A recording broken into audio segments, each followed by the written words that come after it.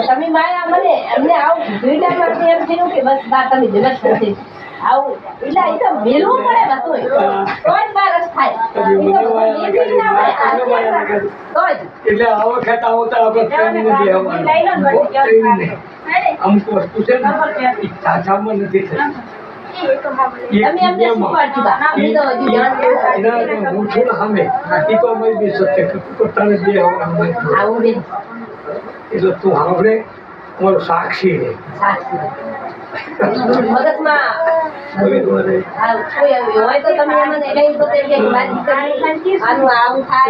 શંકરાચાર્ય જગતમાં જીતવા નીકળ્યા કે મારા જેવો કોઈ જગતમાં નથી શાસ્ત્ર જ્ઞાતમાં એ ફરતા ફરતા કાશીમાં કે પંડિત છે એમાં ઘરેથી મંદિર મિશ્ર એ કે કોઈ જીતવા ન દેતા તો કે અહીંયા જાઓ મારે એને બધાને આભાર આખા જગતને હરાવી જગતગુરુ શંકરાચાર્ય અહીંયા ગયા પછી એ પૂછ્યું ભાઈ મંદિર મિશ્રનો પંડિત તું ઘર ક્યાં એટલે કોકે કીધું કે એમાં કોઈ પૂછવાની જરૂર નથી કે તારે કે તમે આથી હેડે તો શેરી આવશે અને શેરીની અંદર મારે એક ભેંજરું લટકતું હશે ભીંજરું એમાં મેના પોપટ બી હશે એ મેના પોપટ વેદની વાતો કરતા હશે અમારું આનું પક્ષી જો વેદ વેદાંતની વાતો કરતા ઓલે કેવા હશે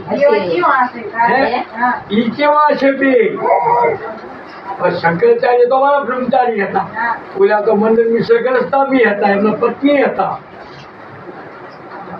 એટલે જ્યાં થઈ મેના દેખાણો આમ પધારો પધારો વેદની વાતો કરો વેદ ના બોલ્યા આવો પધારો જગતગુરુ શંકરાચાર્ય મારો બ્રહ્મચારી ભગવાન અવતારી મારા મંદિર મિશ્રના ત્યાં પધારો મારા બેટાનું આ પક્ષી જો વેદની વાતો કરતા હોય તો મૂલ્ય કેવું હોય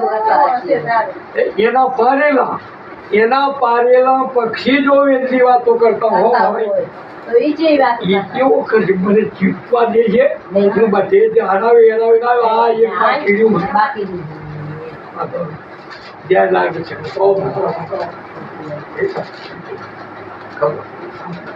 કે હું સત્સંગ કરવા આવ્યો તમારી આ વેદ વેદાંત એટલે હું બધાને હરાવીને આવ્યો છું તો તમે બે બાકી રહ્યા તમે મને વિશે એટલે કાલ આજ આપણો સત્સંગ કે આજ ને આજ તમે થાકી ગયા આજ તો અમારી સેવા લે ખાઓ પીવો મજા કરો નાવો ધોવો પીવો કાલ આપણે કરશું સવારે 9 વાગે વાંધો નહીં સવારમાં 9 વાગે તૈયાર થઈને બેઠા અમે મદન મિશ્ર બેઠા હવે આપણે મેં ક્યાં બોલી એનો એમાં હાથું શું ખોટું એનો ન્યાય કોણ કરે હું કોઈક મારો હાથ આ પ્રશ્ન તમે કોઈક મારો પ્રશ્ન હાથ પણ આનો નિર્ણય હાથો કોણ આપે તમે જ આપો બરાબર એટલે એક કામ કરો એક મધ્યસ્થી બે પંચ એ આપણા બેની વાર્તામાં ઈ ન્યાય કરે કે આનો હાથો કોને બેહારશું એવો પંચ કેવો લાવો એવો વિદ્વાન પંચ હોય તો કામ આવે શું કામનો આપણાથી ના હવે તો તેને શું કરવાનું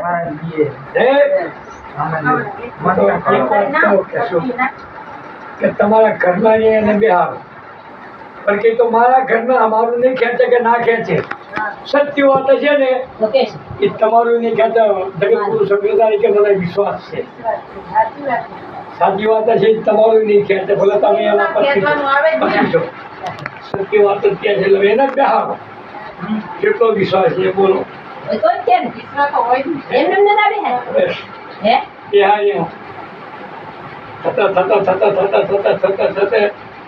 એક મહિનો જો વાદ વિવાદમાં કઈક અટકાય એટલે આ બેન નિર્ણય કરી આ હાથ તમે ખોટા કરતા પોતાના ઘરવાળા નહીં કંઈક તો તમે ખોટા કહી દે ખોટું આવે એટલે નહીં કહી દે આ જીત્યા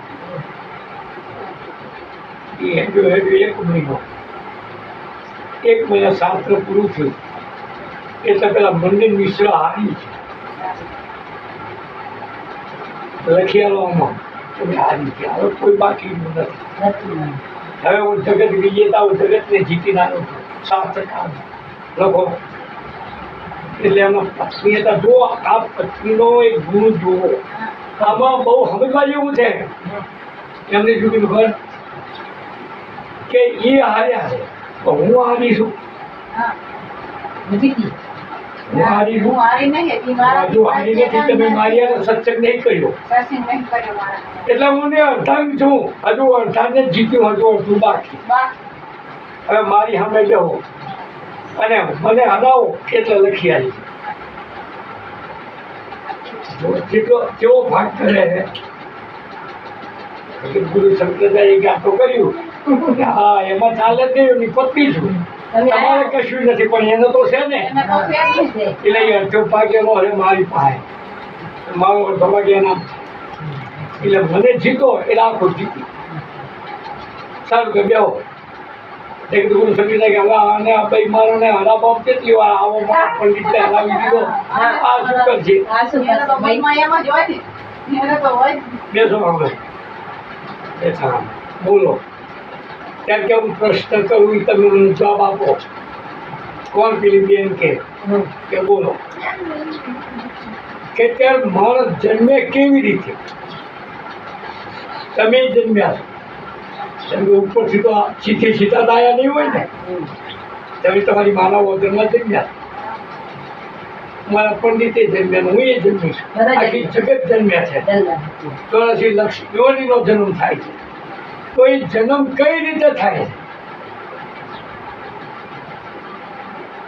એ મારા પ્રશ્ન છે.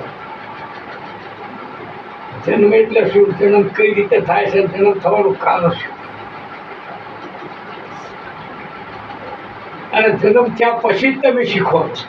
શીખીને તો આવતા નથી. ના 6 મહિના થાય બરાબર. ત્યાં સુધી તો તમારે એટલે કઈ